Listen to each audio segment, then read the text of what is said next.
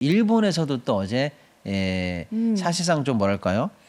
근래 보기 드문 정도의 충격, 발작적 증상이 어제 일본에서 나왔어요. 일본은 왜 그랬을까? 혹시 저 중년 해산과 유관합니까? 맞습니다. 관계가 있습니다. 아시겠습니다만 이제 다카이치 총리가 극우적 행보를 보이고 있잖아요. 네. 뭐 중국과도 뭐 한판 붙자 뭐 이런 얘기를 하면서.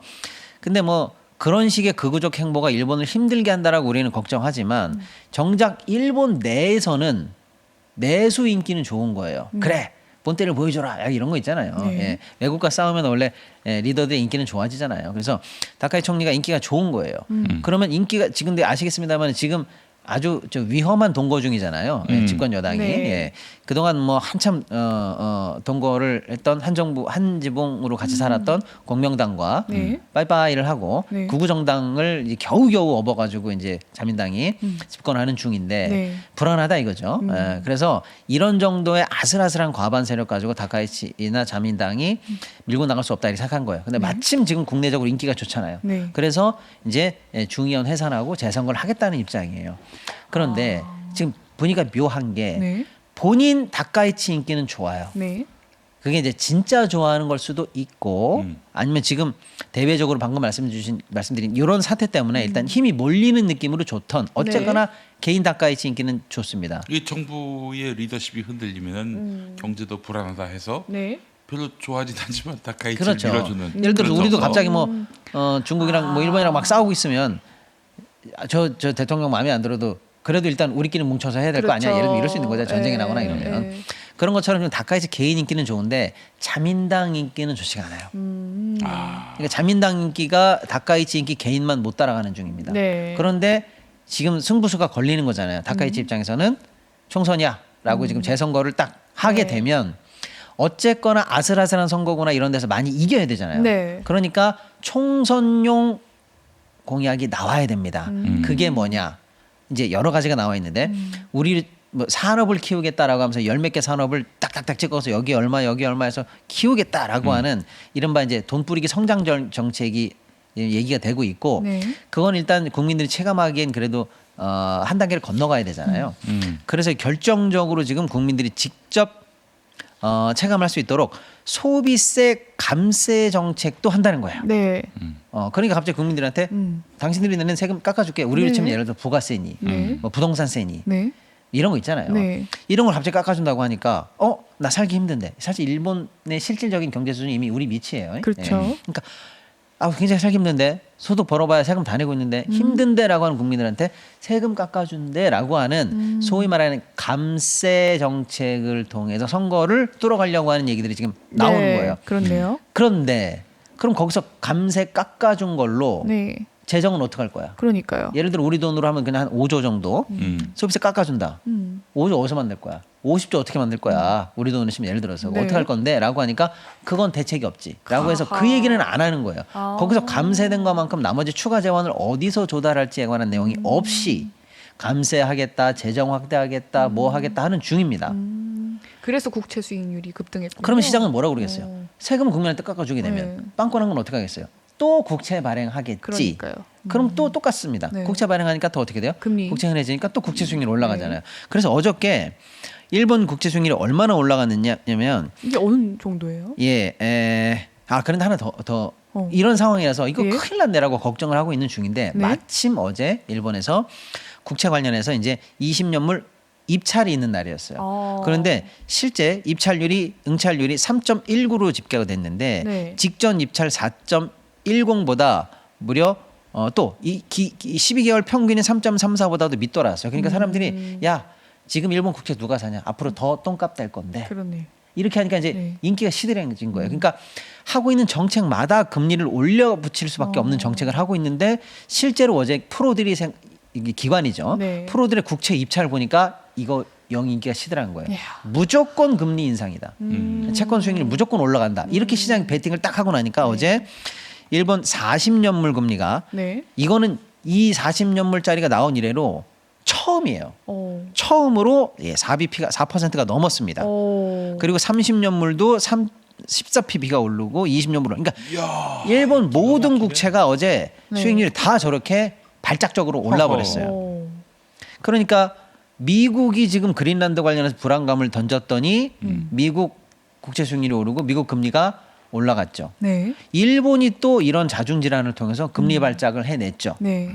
그런 상황에서 이제 우리 시장도 영향을 좀 받은 거죠. 어저께는. 그래서 우리도 어제 채권 금리가 떴어요. 떴어요. 그래서 이런 사태가 어제 미국과 일본과 유럽과 이런 쪽으로 쭉 하고 우리도 그 영향을 받고 있었습니다. 그 네. 결과로 이제 어떻게 되느냐? 글로벌리하게 보면 불안하다. 이 사태가 어떻게 될지 모른다. 그리고 예를 들어서 이제 미국과 그린란드, 유럽 문제가 더 격화되면 또 어떻게 될지 모른다라고 네. 하는 불안감. 그다음에 이제 일본도 저 지경이 되면 정부는 계속 돈을 푼다 그러고 시장은 그걸 감내할 수 없고 그럼 네. 어떻게 되겠어요? 결국에는 시중금리 올라가면 나중에 일본 중앙은행의 금리도 따라 올라가요. 그러니까 그렇지. 지금 원래 동결 예상하고 있다가 이거 기습적으로 인상하는 거 아니야? 뭐 이런 식의 얘기들이 붙으니까 시장이 지금 말할 수 없이 불안한 혼돈 속으로 일단은 어저께 들어갔다 이렇게 보는 거죠. 그러니까 이제 미국 관련해서 어제 선물 떨어졌고 네. 그리고 이제 실제로 장 열어봤더니 장 많이 떨어졌고 네. 일본도 마찬가지. 네. 예, 그러다 보니까 이제 글로벌리하게 불안감이 세지고 그러니까 어떻게 해요? 안전자산으로 조금 도망가 볼까라고 하니까 금값이 또 거꾸로 뛰면서 네. 어제 금값이 4,700불 정도를 이제 넘어서면서 네. 안전자산으로 도망가는 현상의 반작용까지 우리가 또 확인을 하게 된 거죠. 이런 불안함이 어제 줄줄이 있었다 이렇게 볼 수가 있어요. 예. 어제가 아니죠. 방금 12시 때 제가 네. 이재명 대통령 신년 기자회견 네. 그 기자들과 일문일답하는 사실은 90분 그 예고했는데 12시가 넘었으면 90분 훌쩍 넘었죠. 네. 이 대통령은 주가 5천을 이제 눈앞에 두고 있는 상황에서 네. 본인이 역점을 뒀던 것이 리스크를 줄이는 것이었다. 네. 그 한반도의 지정학적 리스크 언제 또 전쟁이 일어날지 모른다라는 리스크 지웠고 이 정치 리스크도 지웠고 하여튼 리스크를 지우는데 최선을 다했고 앞으로도 그럴 생각이다라고 네. 얘기했는데 사실 이래야 되거든요. 이래야 정치의 도움으로 주가가 부양되는 건데 네. 미국이나 일본은 지금 이 정치가 거의 부재하고 거의 막가파식으로 지금 이 다른 나라와의 관계를 설정하는 이런 흐름 때문에 지금 경제 모든 그 지수가 그 좌충우돌 중인 네, 거예요. 네. 한마디로 얘기해서. 네. 그래서 아무튼 이제 글로벌리한 흐름이 조금 이제 당분간 좀 불안감, 노이즈를 염두에 놓으시고 일단 보셔야 될 것 같고요. 우리는 어떻습니까? 예, 이제 그래도- 그런 상황에서 사실은 우리가 어저께 음. 저 시간 외에서 뭐 주요 종목들이 다 뭐 4%씩 빠지면서 오늘 개장을 앞두고 사실 걱정을 많이 키웠거든요. 했죠. 네. 근데 막상 이제 뚜껑을 열어보니까 일단은 지수 자체는 그래도 네. 1% 미만으로 하락하면서 맞습니다. 현재는 그래도 선방을 하고 있다 이렇게 네, 볼 수가 있고요. 약보합권. 예, 0.54% 그래서 일단은 마이너스네요. 뭐 바이오 대장주라든지 현대차 관련해서 최근 이제 각광을 받았던 대장주들이 그래도 버텨주면서 지수는 이 정도면은 선방한 거죠. 야, 근데 5천까지 거의 네. 올라왔는데 여기서 굉장히 엄청난 다른 나라에서 이제 비롯된 그 리스크가 있음에도 불구하고 우리가 크게 흔들리지 않는다는 거는 이 5천이 거품이 아니란 얘기 아니에요? 거품이 그렇죠. 아니고 네. 뭐 이 대통령이 앞서 말씀하셨지만 뭐 정상화를 찾아간다라는 이야기도 하셨고 지금 주요 구성 종목을 좀 보면 삼성전자 1.79% 상승 중이고요. 아, 돌이요? 현대차 8.46%, 와. 8% 넘게 상승 중입니다. 음. 네, 그래서 일단은 물론 이제 상승하고 있는 게 보이는데 네. 권민정도 상승하고 있습니다. 감사합니다. 네, 너무 크게 웃었나요? 네. 네, 물론 이제 떨어진 종목이 더 많죠. 오늘 같은 네. 날은 더 많고 또 예를 들어서 이제 특정한 섹터 뭐 바이오라든지 뭐 좀 많이 떨어지는 섹터들도 좀 눈에 보이긴 합니다만은 네. 그럼에도 불구하고 지수가 이 정도 선에서 그래도 방어줍니다. 선방하고 있다라는 선방하다. 거는 네. 옛날 같으면은요. 어저께 그런 일이 글로벌리하게 생겼고 더 떨어지잖아요. 미국에서 이 정도 빠졌고 장위에서 우리가 어제 그 정도까지 빠졌으면 오늘 같은 날은 난리 나요. 난리 나요 진짜 정상입니다. 난리 그치. 나요. 예, 그런데도 불구하고 선방하고 있다. 여전히 뭐랄까요 우리 시장이 견조하고 그래도 힘이 세다. 네. 이렇게 좀 바라보셔야 될 것 같고요. 아직 우리나라 싸다.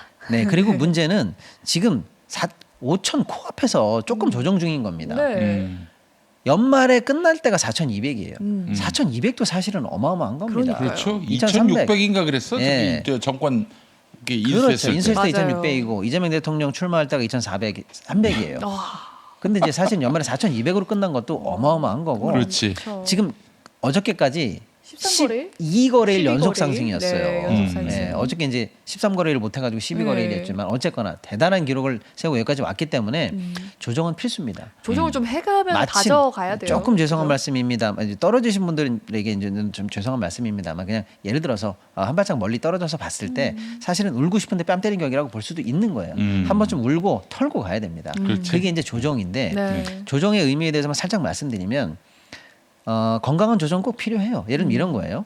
삼성전자가 예를 들어서 지금 뭐 그냥 지금 이제 15만 원이지만 예를 들어서 10만 원이라고 해볼게요. 그러면 야 5만 원에 출발했는데 저거 언제 가냐? 7만 원. 헉, 언제 가냐? 8만 원. 야 9만 원이야. 이제 10만 원이다. 이렇게 할 때쯤 됐을 때 네. 야 그동안은 7만 전자 8만 전자에 물린 지가 4년인데 드디어 이제 나도 플러스 됐다. 네. 팔자 이렇게 해가지고 팔겠다는 사람이 있겠죠. 네. 근데 아니야.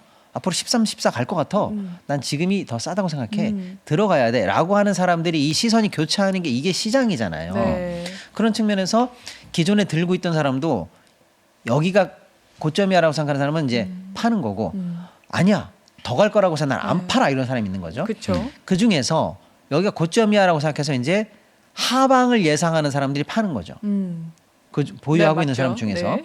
그다음에 이제 시장을 구경하고 있는 사람 중에서도 그래 맞아 난 고점이라고 생각해라고 하는 사람들은 안 들어가는 거예요. 근데 아니 지금도 싼데라고 생각하는 사람이 들어가는 거예요. 네. 그런 사람들 지금이 고점이라고 생각해서 파는 사람과 지금이 저점이라고 생각해서 들어오는 사람들이 네. 그게 이제 만나서 거래가 되는 게 조정이에요. 아. 그런 측면에서 매물을 받고 매물을 사는 과정이 손바꿈이 일어나는 거죠. 이게 조정입니다. 근데 이제 네. 문제는 잘 들어보세요. 그렇게 해서 이제 그 사람들이 예를 들면 다 팔았어. 여기가 고점이라고 생각하는 사람이 이제 다 드디어 털었어요. 그 시점이 어느 시점인지 모르지만 그 시점 딱 됐다. 그럼 그 시점에서 남아있는 사람들은 다 뭐예요? 더 간다는 사람. 또 더 간다고 생각해서 안 판 사람이죠. 네. 그리고 더 간다고 생각하니까 들어온 사람이죠. 네. 네. 그럼 그 시점에서 남아있는 사람들은 뭐예요? 모두 다 더 간다고 생각하는 사람만 남죠. 그렇지. 뭐 그 앞으로 빠질 곳에 투자할 리는 없을 것이고. 예, 그러니까 그 시점에서는 그 밑으로는 팔 생각이 없는 사람만 남게 돼 있는 거죠. 네. 그러니까 바닥이 다져지는 거고 그 밑으로는 안 내려가는 거예요. 네. 그래서 조정은 겪을수록 단단해지는 거고 그렇지. 건강한 조정이야말로 대나무의 매듭처럼 밟고 또 다른 매듭을 짓고 밟고 또 다른 매듭을 짓는 거기 때문에 조정은 필수고 오히려 조정을 겪어가며 가는 게 더 좋다. 네. 그러니까 이재명 대통령 지금 그분의 그 무인기 사태 때 그 대응하는 거 보세요. 뭐 정말 이거는 침략이나 마찬가지다 그러면서 정말 대노하고 누구지 빨리 찾아내라고 아주 탁달을 했잖아요. 그거 뭐냐? 북한에 대한 뭐 굴욕 굴종 얘기하는 보수 언론들이 있는데 웃기는 소리고요. 네. 리스크를 없도록 하기 위한 거예요. 네, 그렇습니다. 리스크가 없도록 하기 위한 건데 네. 그래야 우리 주식시장 지금 분위기 좋은데 망치지 않게 되는 거고 대체 이게 이재명 여러분. 대통령은 정말 보수, 경제 중시 이런 지도자가 아닌가 하는 생각이 들어요. 맞습니다. 긍정적인 의미에서. 리스크를 이렇게 밟고 가는 게 굉장히 중요하죠.